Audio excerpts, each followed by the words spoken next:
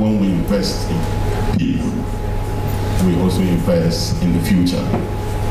The theme of this conference, Future Fit Talent, Building Capacity for Organizational and National Development, is not just apt, it is indeed urgent for Nigeria.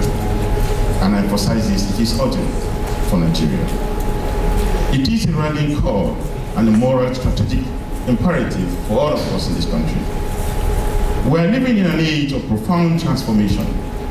Artificial intelligence now writes, AI designs, and AI analyzes at scales once unimaginable. Global value chains are shifting, demanding speed, adaptability, and new competencies. And here in West Africa, our reality is layered with both extraordinary opportunities and persistent challenges.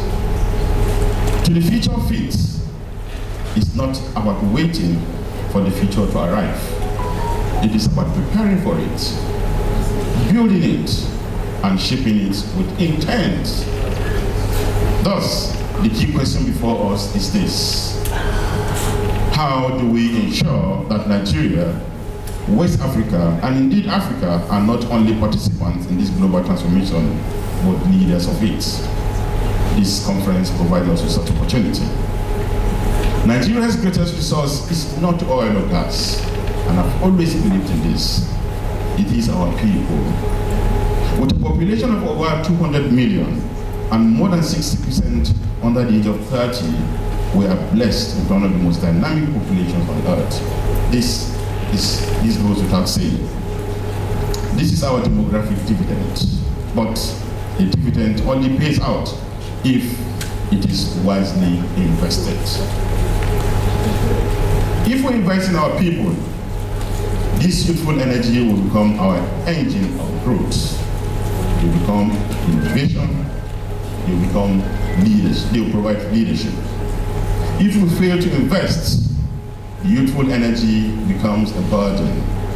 The choice, therefore, is ours, and the time to act is now. The vision of this conference aligns seamlessly with the bold and strategic direction of the renewed hope agenda of His Excellency President Bola Ahmed Tinubu, GCFR. And it speaks directly to the Federal Civil Service Strategy and Implementation Plan 2021 to 2025, which is called FC. The civil service, which indeed is the engine of governance in this country, is not trailing. We are leading this charge. Under the capability building and talent management pillar of the Federal Civil Service Strategy and Implementation Plan 2025, we are deliberately cultivating a workforce that is skilled, a workforce that is motivated, a workforce that is diligently enabled, and a workforce that is citizen-centered. A central part of this is the ongoing personnel audit and skills gap analysis across the Federal Civil Service, which we commenced last weekend in Abuja. This was initiated under Mr. President's renewed hope agenda. This exercise is indeed historic. For the first time, ladies and gentlemen, we have a very clear, a data-driven picture of our workforce, that is the civil service. Who we have, the skills they possess, the gaps to be filled, and the capacities to be built. We cannot build a future-fit civil service without doing the true state of our people. The work started last week, and I'm proud to say the entire set of consultants that we recruited are fully Nigerian. The era of recruiting foreign firms to carry out surveys in the country is over. We brought everybody from Nigeria, 100%. And we expect them to do a very good job. This process goes beyond administration. It forms the backbone of national transformation and will allow us to deploy talent more effectively, design targeted training, and align human capital development with national priorities. At this juncture, permit me to highlight some of the digital initiatives currently being implemented by the Office of the Head of Civil Service of the Federation.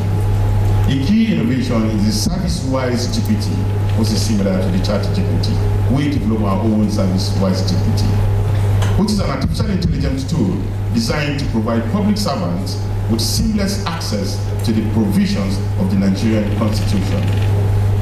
Similarly, it provides us easy access to the public service rule, statutory regulations, and other official instruments governing the federal public service.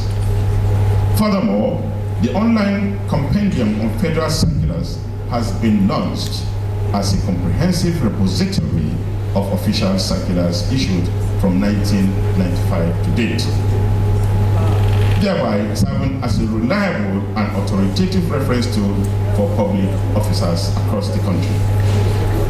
These initiatives, ladies and gentlemen, among others, reflect the ongoing reforms aimed at making the Nigerian civil service more agile, accountable, and responsive to the needs of our citizens.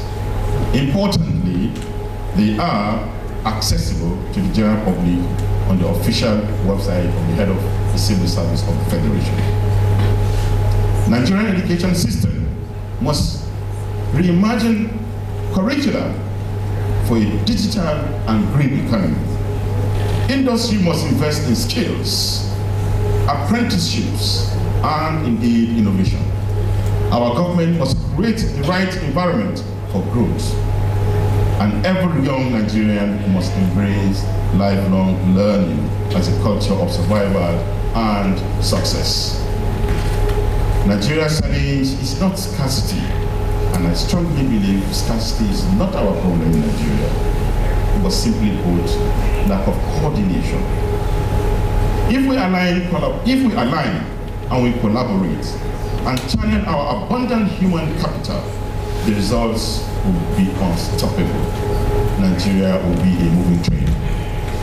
For us in the civil service, the journey has already begun. The personnel audit and skill gap analysis currently underway is proof of our determination to build a service fit for the future. The era of saying the public service servants or the civil servants are laid back is over. Some of us left our jobs in the universities, medical practice, to join the civil service so that we can change the face of the service. Ladies and gentlemen, the theme of this conference is not an academic exercise. It is a national call to action. Future fit talent is non-negotiable. It is the price of entry into the league of prosperous nations. It is the currency that will buy Nigeria's future. Therefore, my charge to all of you is simple but urgent.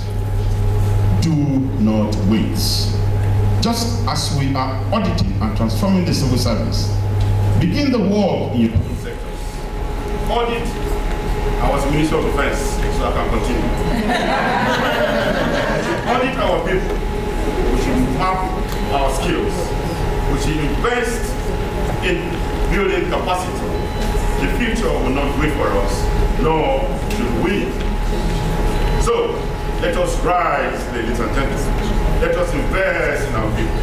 Let us ignite a movement that sees every Nigerian as a talent asset to be nurtured, to be developed, and deployed. If we succeed, the next generation will not just be a dream. It will be a reality we have built all together. Ladies and gentlemen, as I conclude, say, may God bless the Nigerian civil service. May God bless the Federal Republic of Nigeria. Thank you.